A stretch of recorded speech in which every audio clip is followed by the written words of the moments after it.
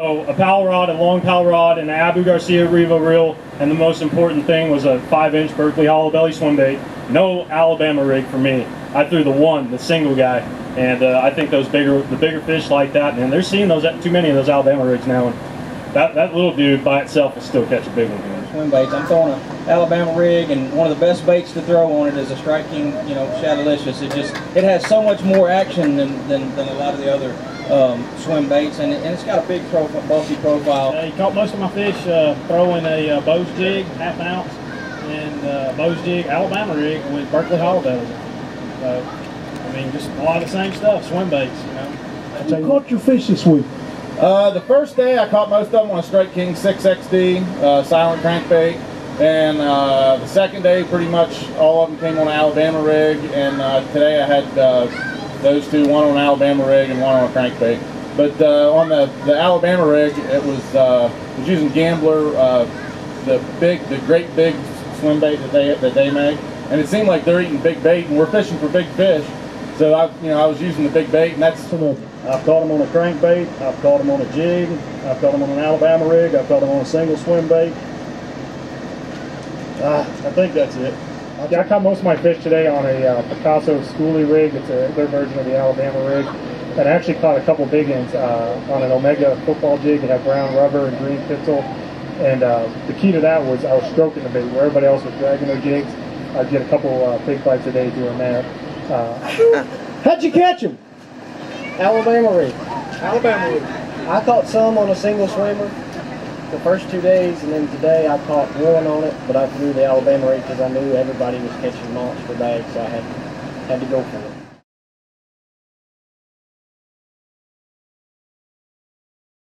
All right, hey everybody, we're here at the 2012 EverStart FLW event at Guntersville, Lake Guntersville, one of the best lakes in the Bass Country, and I haven't weighed in yet, but let me just say that I had the best day I've ever had in my entire life fishing, and I have over 30 pounds.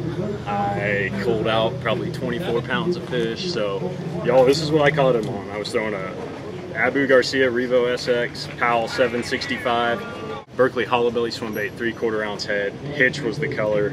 Man, it was a crazy week. 17 pound, 100% fluorocarbon. So talk about how are you throwing that swim bait? Are you stroking it? Are you swimming it? Are they suspended fish or are they on the bottom? Actually, all the fish this week were suspended. They weren't pulling a lot of current, except yesterday a little bit, and that was my worst day. So when they weren't pulling current, the fish were suspended in about 10 to 15 feet above 20 to 30 feet.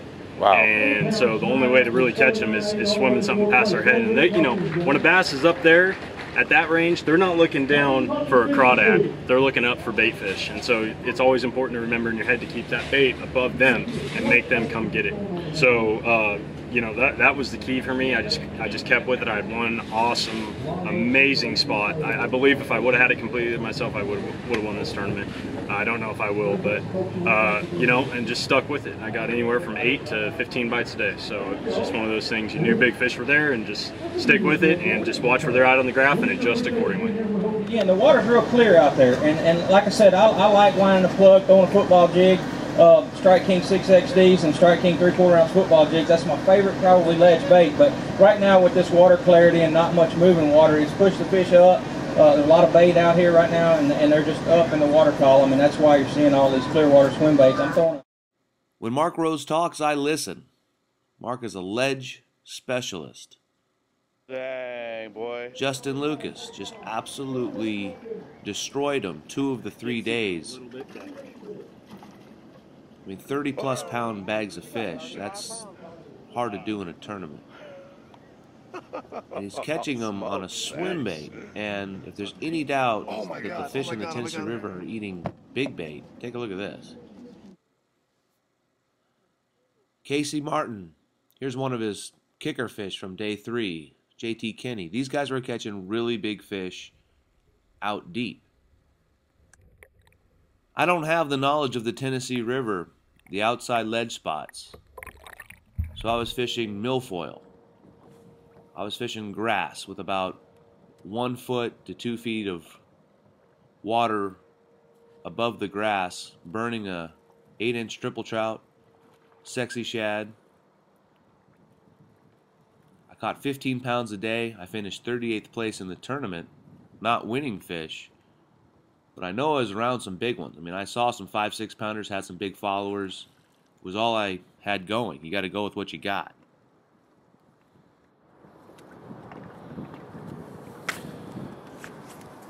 Triple trout on Guntersville. I mean, I'm not catching giants, but 2 3/4, 3 pounders. It's kind of how things have been going.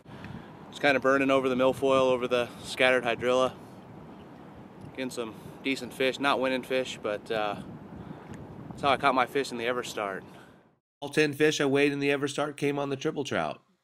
Kind of a moral victory to catch big bait fish on tournament day. I finished 8th overall in the points in the Southeast Division.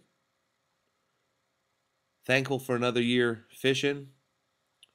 I'm finally feeling like I'm getting my feet under me on the Tennessee River.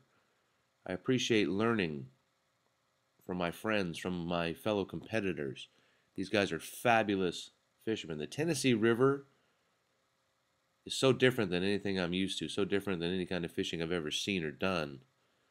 But there's one thing that's for sure. They eat swim baits, and they for sure eat big baits.